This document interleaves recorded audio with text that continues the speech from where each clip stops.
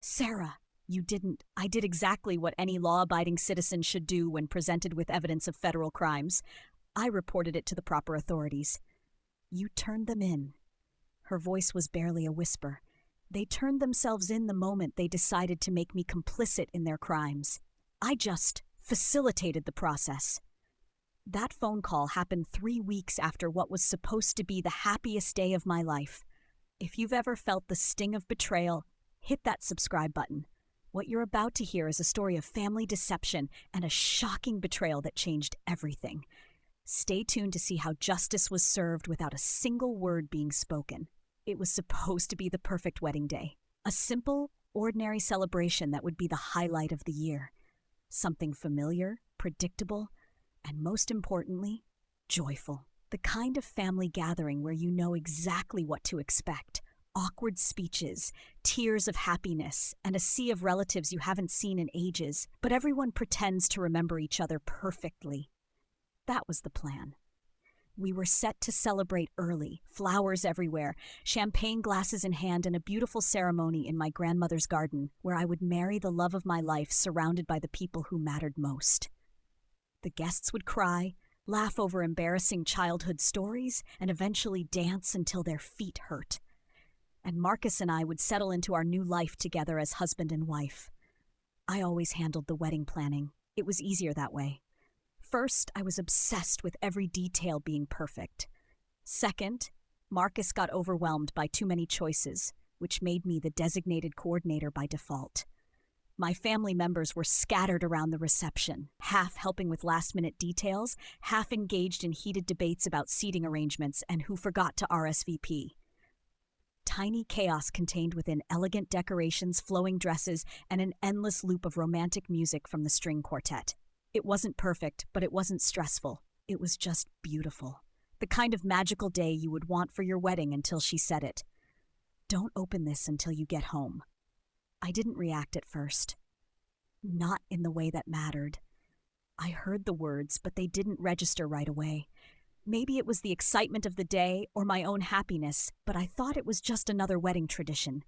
I smiled politely, perhaps a little curiously. Why? She didn't answer right away. Instead, she just looked around nervously, as if checking to make sure no one else was listening. Then her voice, usually so confident and cheerful, shifted. It was strained now, more secretive. Just promise me you'll wait until tonight. Something was off.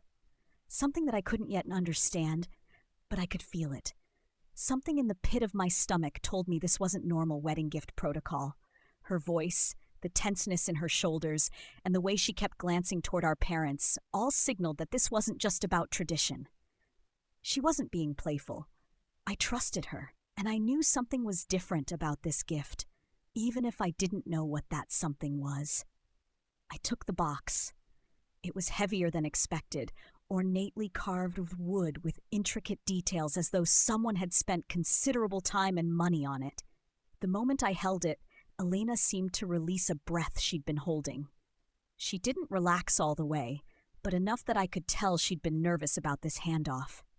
I was still caught up in the wedding excitement, trying to keep everything together for the celebration. Guests were mingling, half dancing to the music, half gathered around the dessert table. Okay, I said, trying to study her expression. Now, do you want to tell me what's so special about this gift? Her response was short. A slight shake of her head, her eyes darting toward where our parents stood talking to relatives. Just wait until tonight. That's when I realized this wasn't just about surprises. It wasn't about wedding traditions. Whatever was in this box, it was something my sister was uncomfortable about. She was telling me to wait, not because it was romantic, but because timing mattered for reasons I couldn't understand. My new husband by now had noticed the exchange. He could sense the tension, even if he couldn't name it. Marcus, always the observant one, approached us and asked, "Everything okay over here?" "Just a special wedding gift," I said automatically, even though I wasn't sure it was true. It was the first thing that came to mind to cover up the strange energy. "What kind of special gift?" Marcus asked, clearly picking up on the weird vibe. I didn't answer. I couldn't. The weight of the ornate box in my hands felt heavier than it should, making it harder to focus on the celebration. Elena's nervousness felt like a constant buzz in the background of my thoughts, but I didn't push her for an explanation. Whatever was going on, she had her reasons, and I was doing my best to trust her. But it was hard not to wonder. We celebrated for hours after that. It was one of those perfect wedding receptions where everything flows naturally. Music, laughter, dancing, the kind of joy that makes you forget about everything else. My thoughts would drift occasionally to the mysterious box, but I didn't know how to make sense of my sister's behavior. What was she hiding? Why did she seem so nervous? Why couldn't I just open it like any other wedding gift? Several hours passed before the last guests left. The sun was setting, and we were finally alone in our apartment. Marcus was in the bedroom changing out of his tuxedo when I finally sat down with the mysterious gift. I took my time removing the ribbon. The box itself was even more beautiful up close, with detailed carvings and what looked like genuine antique hardware, the kind of thing you'd treasure forever. But when I opened it, my heart stopped. Inside, nestled in the red velvet lining, wasn't jewelry. It wasn't a family heirloom or a sentimental keepsake. It was documents, lots of them. Birth certificates, social security cards, driver's licenses, and passports. All with different names, but all with pictures of my family members. My parents, Elena, my younger brother Jake, even one with my photo and a name I'd never seen before, Sarah Michelle Chen. My hands started shaking as I rifled through them, bank statements under various names, credit cards with fake identities, and at the bottom a letter in my mother's handwriting. Miranda, if you're reading this, it means we had to leave quickly. These documents are for you and Marcus. We've been living under assumed names for the past 15 years. Your real name is Sarah Chen, and we had to run from some very dangerous people who wanted to hurt our family. We've been hiding ever since, and the wedding was supposed to be our last normal moment before we disappeared again. Use these documents if you need to follow us. We love you more than you'll ever know. Mom. I sat there in my wedding dress, staring at documents that told me my entire life was a lie. My name wasn't Miranda Walsh. My parents weren't Robert and Catherine Walsh. The house I grew up in, the stories about our family history, the relatives at my wedding, all of it was fabricated. Marcus found me 20 minutes later, still sitting on the floor in my dress, surrounded by fake IDs and birth certificates. Miranda? What's wrong? I couldn't speak. I just handed him the letter and watched his face change as he read it. The color drained from his cheeks, and he sat down heavily beside me. This can't be real, he whispered.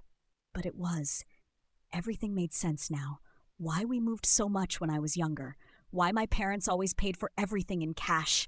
Why they never talked about their past or showed us old family photos. Why they seemed so paranoid about privacy and government documents.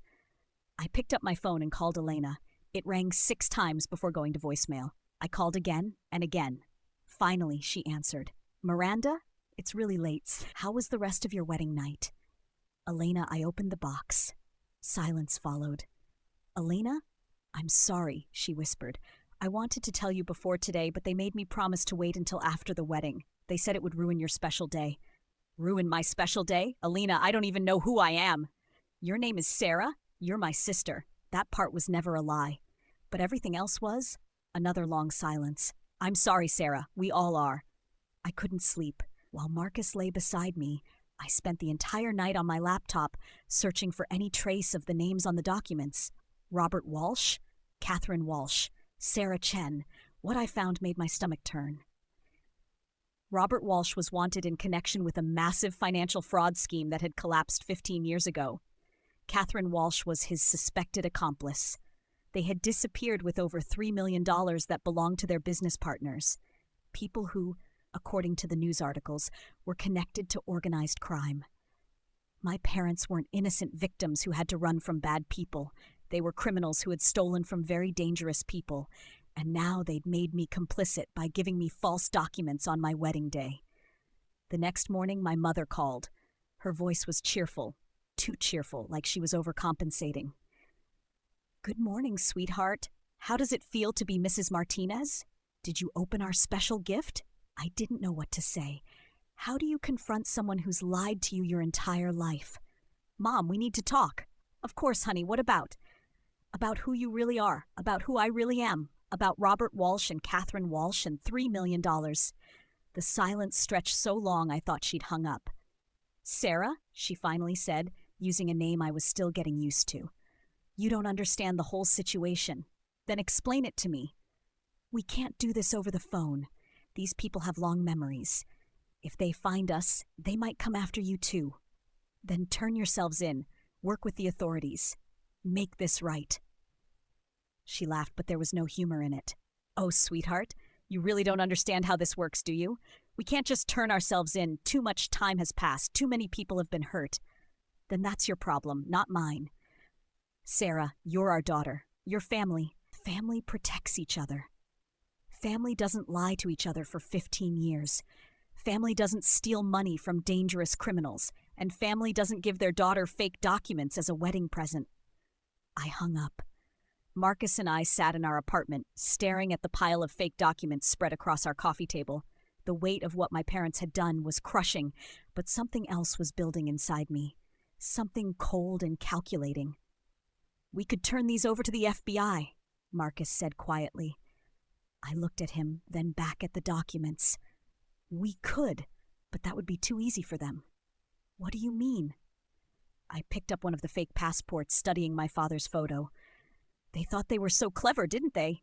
15 years of lies, and they thought they'd just hand me this box and I'd become their little accomplice. Marcus was watching me carefully. "Sarah, what are you thinking?" "I'm thinking they made one very big mistake. They trusted me with evidence of every crime they've committed, every fake identity, every fraudulent account, every stolen dollar."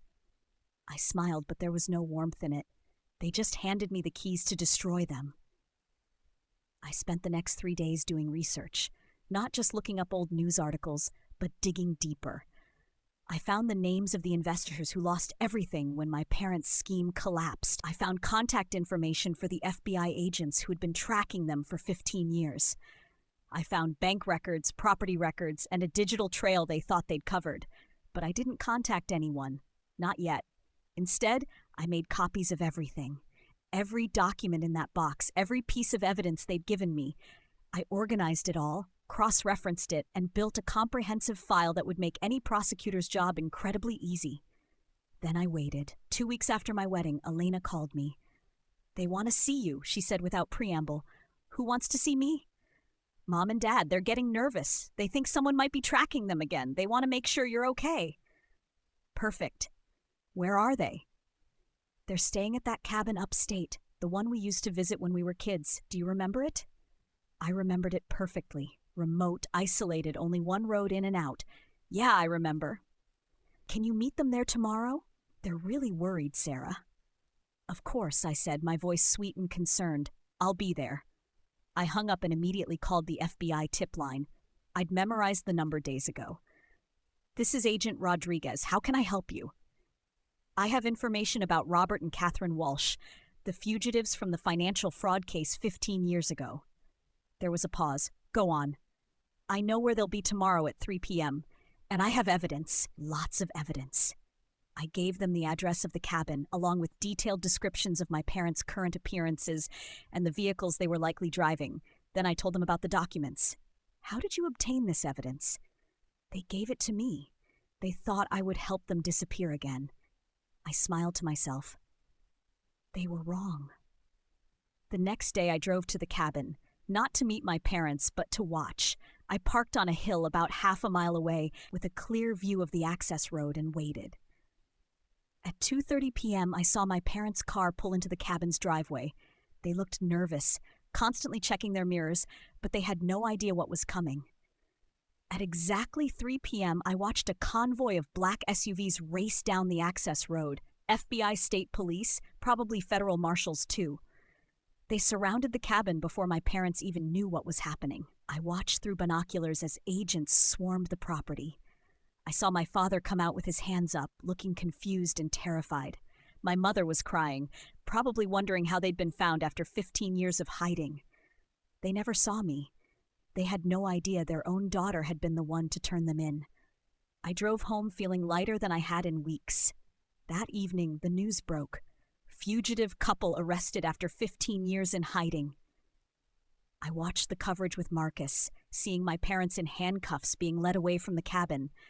The news anchor mentioned that they'd been caught thanks to an anonymous tip and evidence provided by someone close to the investigation. Elena called me within an hour, hysterical. "Sarah, did you see the news? Mom and Dad have been arrested. Someone turned them in." "I saw," I said calmly. "We have to help them. They need lawyers, bail money." "No, Elena, we don't have to do anything." "What do you mean? They're our parents." "They're criminals who tried to make me their accomplice. They got exactly what they deserved." "Sarah, you can't be serious. This is our family." "No, Elena. Family doesn't lie to each other for 15 years. Family doesn't steal millions of dollars from investors. And family definitely doesn't try to drag their children into their crimes." "You don't understand." "I understand perfectly. I understand that they thought they could use me one more time. They thought they could hand me a box full of evidence and I'd just go along with their plan." I paused, letting that sink in. They were wrong. The silence on the other end was deafening. "Sarah, you didn't?" "I did exactly what any law-abiding citizen should do when presented with evidence of federal crimes. I reported it to the proper authorities. You turned them in." Her voice was barely a whisper. "They turned themselves in the moment they decided to make me complicit in their crimes. I just facilitated the process." Elena hung up without another word. I never heard from her again.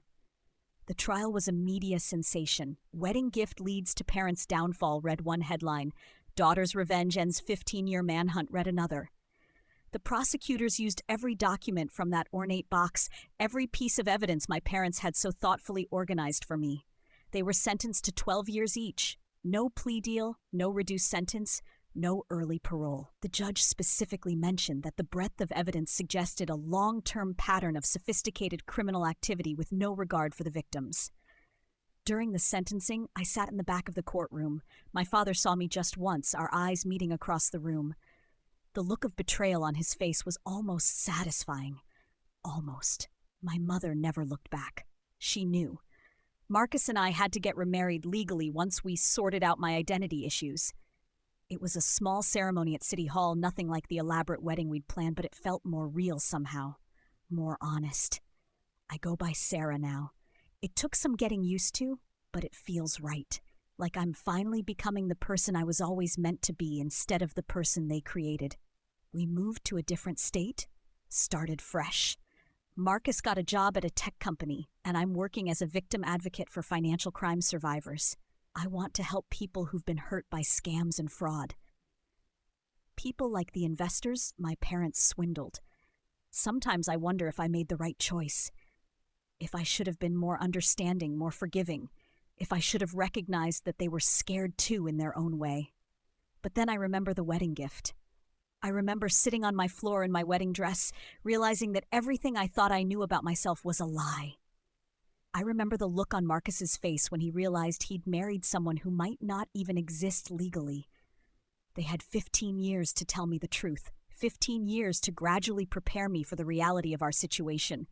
Instead, they chose to spring it on me on what should have been the happiest day of my life. That wasn't love.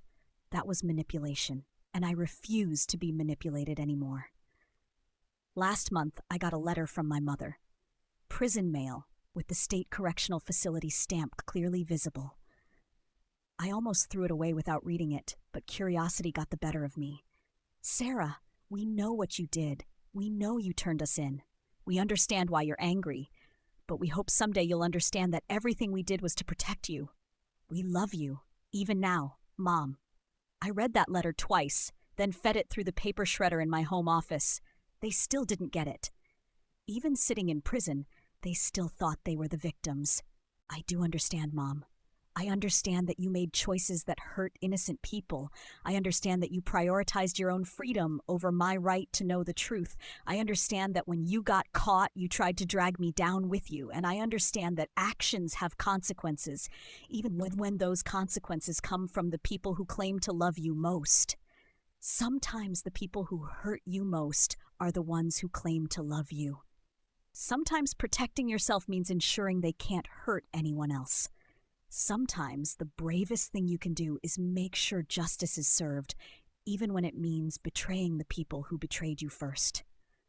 What would you do if you discovered your entire identity was built on lies? How far would you go to make sure criminals face justice? Let me know in the comments below, and don't forget to like, subscribe, and share this video with anyone who might need to hear it. You're not alone in this. Sometimes the hardest thing to do is also the most necessary, and that's okay. Stay strong, stay safe, and remember, sometimes the best revenge is making sure the truth comes to light.